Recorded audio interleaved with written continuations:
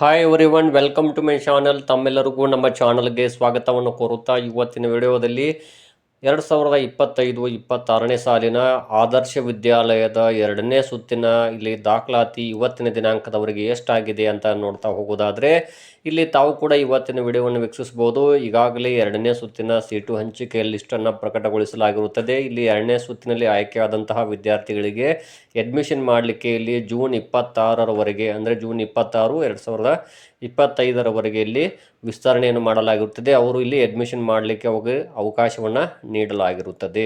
ಹಾಗಾದರೆ ಇಲ್ಲಿ ಇವತ್ತಿನ ದಿನಾಂಕದವರೆಗೆ ಅಂದರೆ 19ನೇ ಜೂನ್ 2025ರವರೆಗೆ ಎಷ್ಟು ವಿದ್ಯಾರ್ಥಿಗಳು ಅಡ್ಮಿಷನ್ ಮಾಡಿದ್ದಾರೆ ಅಂತ ಇಲ್ಲಿ ನೋಡೋದಾದರೆ ಇಲ್ಲಿ ತಾವು ಕೂಡ ವೀಕ್ಷಿಸಬಹುದು. ದಾಖಲಾತಿ ಸ್ಥಿತಿ ಅಂತಿರುತ್ತದೆ. ಎರಡನೇ ಸುತ್ತಿನ ದಾಖಲಾತಿ ಸ್ಥಿತಿ 19/6/2025. ಇಲ್ಲಿ ಟೋಟಲ್ ಸೀಟ್ಸ್ಗಳು ಒಟ್ಟು ಇಲ್ಲಿ 4610 ಸೀಟುಗಳು ಇವಾಗ ಇಲ್ಲಿ ಅವಕಾಶ ಇದೆ ಅಡ್ಮಿಷನ್ ಮಾಡಲಿಕ್ಕೆ. ಇವತ್ತಿನ ದಿನಾಂಕದವರೆಗೆ ಅಡ್ಮಿಷನ್ ಮಾಡಿದಂತಹ ವಿದ್ಯಾರ್ಥಿಗಳ ಸಂಖ್ಯೆ ಇಲ್ಲಿ 1157. ಅಂದರೆ ಇಲ್ಲಿ ಪ್ರತಿಯೊಂದು ಶಾಲೆಗೂ 120 ಸೀಟುಗಳು ಮೀಸಲಿದ್ದರೂ ಕೂಡ ಈಗಾಗಲೇ ಫಸ್ಟ್ ರೌಂಡಲ್ಲಿ ಇಲ್ಲಿ 4000 ಮೇಲೆ ಇಲ್ಲಿ ಅಡ್ಮಿಷನ್ ಆಗಿರುತ್ತದೆ. ಈಗ ಸೆಕೆಂಡ್ ರೌಂಡ್ನಲ್ಲಿ ಉಳಿಕೆಯಾಗಿರುವಂತಹ 4610 ಸೀಟುಗಳಲ್ಲಿ 1157 ವಿದ್ಯಾರ್ಥಿಗಳು ಈಗ ಅಡ್ಮಿಷನ್ ಮಾಡಿರುತ್ತಾರೆ. ಇಲ್ಲಿ ತಾವು ಕೂಡ ವೀಕ್ಷಿಸಬಹುದು ಪ್ರತಿಯೊಂದು ಜಿಲ್ಲೆಯ ದಾಖಲಾತಿ ಸ್ಥಿತಿಯನ್ನು. ಇಲ್ಲಿ ಉದಾಹರಣೆಗಾಗಿ ಸೀರಿಯಲ್ ನಂಬರ್ ಇದೆ, ಡಿಸ್ಟಿಕ್ ಮತ್ತು ಬ್ಲಾಕು, ಸೀಟ್ಸ್ ಅಲೋಟೆಡ್, ಇಲ್ಲಿ ಅಡ್ಮಿಟೆಡ್ ಅಂತ ಕೊಟ್ಟಿದ್ದಾರೆ.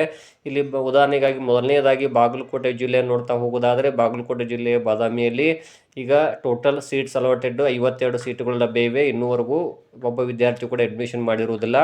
ಅದೇ ರೀತಿಯಾಗಿ ಬಾಗಲಕೋಟೆ ಮತ್ತು ಇಲ್ಲಿ ಬೀಳಿಗೆ ಆಗಿರ್ಬೋದು, ಹುಣಗುಂದ ಆಗಿರ್ಬೋದು, ಜಮಖಂಡಿ, ಈ ರೀತಿಯಾಗಿ ಬೇರೆ ಬೇರೆ ತಾಲೂಕುಗಳಲ್ಲಿ ಒಟ್ಟು ಎಷ್ಟು ಸೀಟುಗಳು ಲಭ್ಯ ಇವೆ, ಎಷ್ಟು ವಿದ್ಯಾರ್ಥಿಗಳು ಅಡ್ಮಿಷನ್ ಮಾಡಿದ್ದಾರೆ ಅಂತ ತಮಗೆ ನಾನು ಇವತ್ತಿನ ವಿಡಿಯೋದಲ್ಲಿ ಇಲ್ಲಿ ತಾವು ನೋಡ್ಬೋದು. ಒಟ್ಟಾರೆಯಾಗಿ ಕರ್ನಾಟಕದಲ್ಲಿರುವಂತಹ 74 ಹಿಂದುಳಿದ ಬ್ಲಾಕ್ಗಳಲ್ಲಿರುವ 74 ಆದರ್ಶ ವಿದ್ಯಾಲಯಗಳಲ್ಲಿ ಎರಡನೇ ಸುತ್ತಿನಲ್ಲಿ ಒಟ್ಟು ಎಷ್ಟು ಸೀಟುಗಳು ಲಭ್ಯ ಇವೆ ಹಾಗೂ ಎಷ್ಟು ವಿದ್ಯಾರ್ಥಿಗಳು ಇವತ್ತಿನ ದಿನಾಂಕದವರೆಗೆ ಅಡ್ಮಿಷನ್ ಮಾಡಿದ್ದಾರೆ ಅಂತ ತಾವು ಕೂಡ ಇವತ್ತಿನ ವಿಡಿಯೋವನ್ನು ವೀಕ್ಷಿಸ್ತಾ ಹೋಗ್ಬೋದು.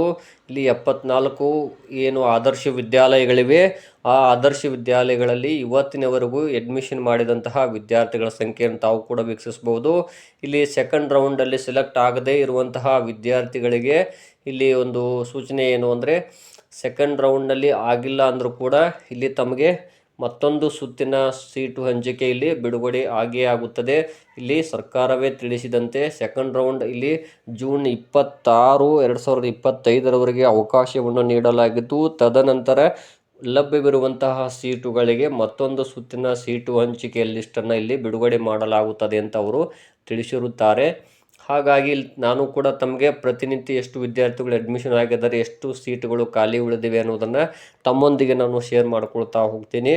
ಇನ್ನು ನಮ್ಮ ಚಾನಲನ್ನು ಫಸ್ಟ್ ಟೈಮ್ ನೋಡ್ತಾ ಇರೋರು ನಮ್ಮ ಚಾನಲನ್ನು ಸಬ್ಸ್ಕ್ರೈಬ್ ಆಗಿ, ಅದೇ ರೀತಿಯಾಗಿ ಬೆಲ್ ಐಕನ್ ಕೂಡ ಪ್ರೆಸ್ ಮಾಡಿ ಅಂತ ಹೇಳುತ್ತಾ, ಒಟ್ಟಾರೆಯಾಗಿ ಇವತ್ತಿನ ದಿನಾಂಕದವರೆಗೆ ಲಭ್ಯವಿರುವ ಸೀಟುಗಳಲ್ಲಿ 4610 ಮತ್ತು ಇಲ್ಲಿಯವರೆಗೂ ಅಡ್ಮಿಷನ್ ಮಾಡಿದಂತಹ ವಿದ್ಯಾರ್ಥಿಗಳ ಸಂಖ್ಯೆ 1157 ಅಂತ ಇವತ್ತಿನ ವಿಡಿಯೋ ಮೂಲಕ ತಮ್ಮೊಂದಿಗೆ ಈ ಮಾಹಿತಿಯನ್ನು ಶೇರ್ ಮಾಡ್ಕೊಳ್ತಾ ಇದ್ದೀನಿ.